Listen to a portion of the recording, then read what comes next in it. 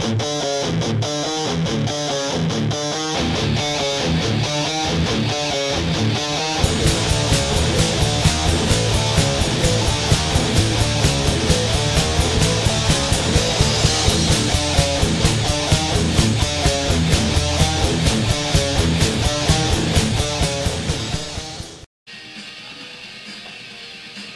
kiddos, Sunday morning morgue chat for you.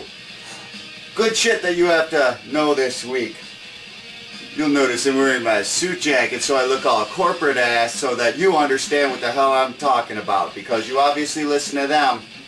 Now it's time to listen to me. Necessity is the mother of invention. This is about American fiscal policy this year. Not only this past year, but fucking for the last 50 years. There's not one department of the federal government that understands nor cares about an actual working fiscal policy. There can only be 3 reasons for this. We like to do things in 3, so here you go. Number 1, your leaders intend to push bad fiscal policy to the point of breaking the American dollar, to the point of imminent economical collapse, wherein martial law can be thrust upon you. Alright. Number 2, the economic downslide is nothing more than a fabrication that caters towards the decimation of the middle class and the redistribution of wealth through stealthily scammed billions sitting idly in their federal coffers still. Could be that. I might go with that. Or number 3, the federal government is run by frickin' idiots that have no true grasp of fiscal responsibility nor reality.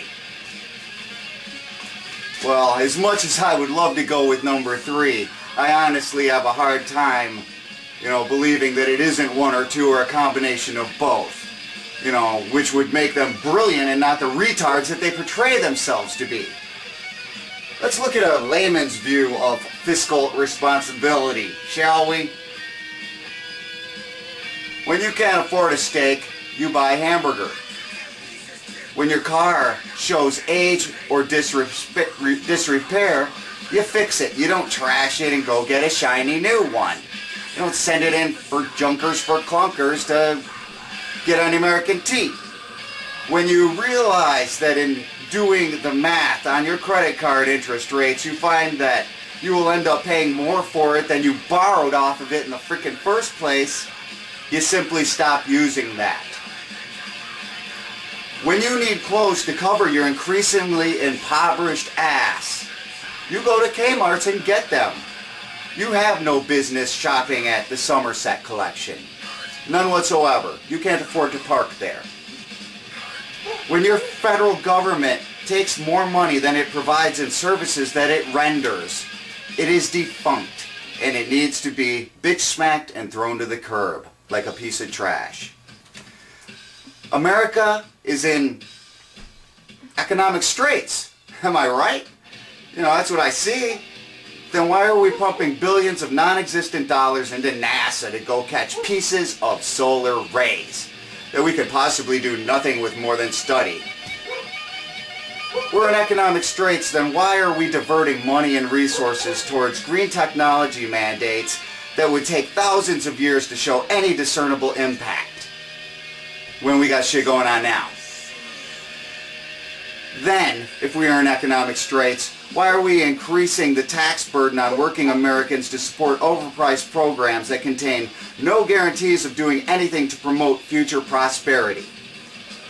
In fact, just the opposite. The U.S. spends dollars to receive pennies back on our investments, at the same time filling welfare programs that do nothing but subsidize laziness and dependence upon the people throwing them the bone.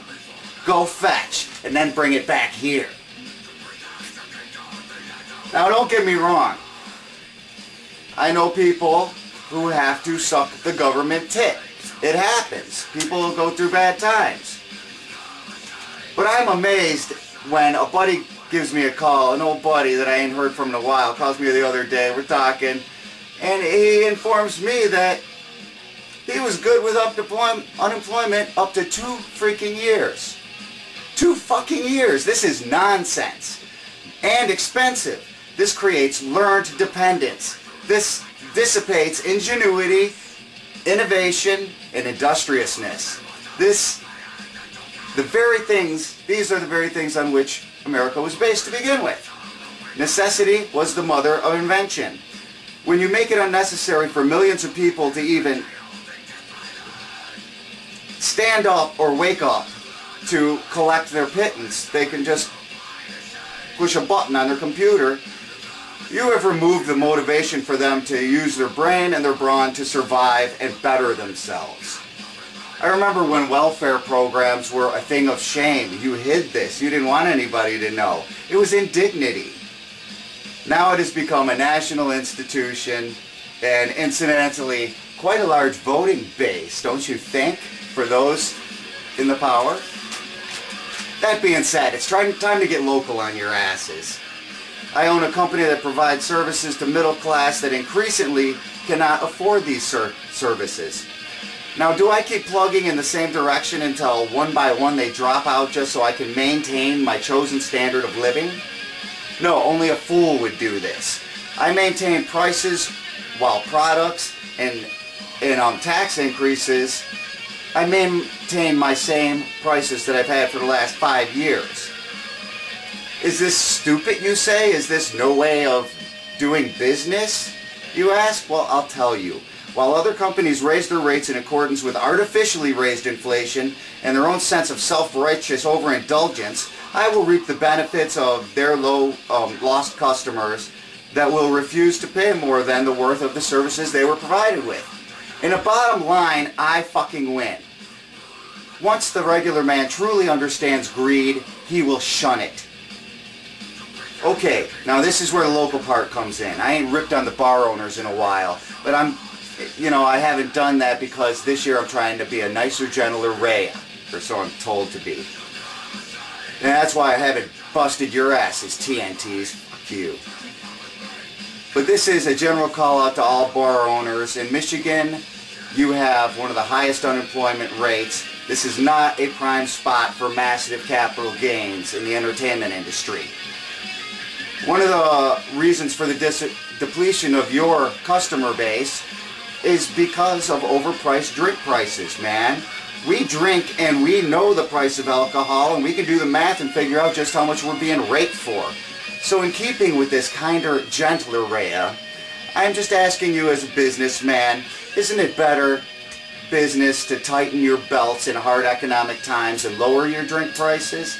At least during times when entertainment is being provided to draw those customers in by the band. So let's face it, there's no regulars anymore. We're the reason they're going to be there. Lower your drink prices while we're on the stage. Killberry News, where we just finished that CD you're listening to, courtesy of Ember Recording Studios in Warren. Hell of a bunch of guys, man. Russ and Emilio. Emilio was chained to that fucking board. He couldn't leave. Motor City Metal Fest, January 30th at St. Andrews. Get with us for tickets. Hayloft 89 and X Battle of the Bands, February 12th at the Hayloft. A coalition event, another one, March 5th at Boney's in East Point. We expect to see you to all of these. So that's Morgue Chat, a penny saved, a penny earned. Don't take any fucking wooden nickels. Money is not the root of all evil. Greed is, and stupid is as stupid does.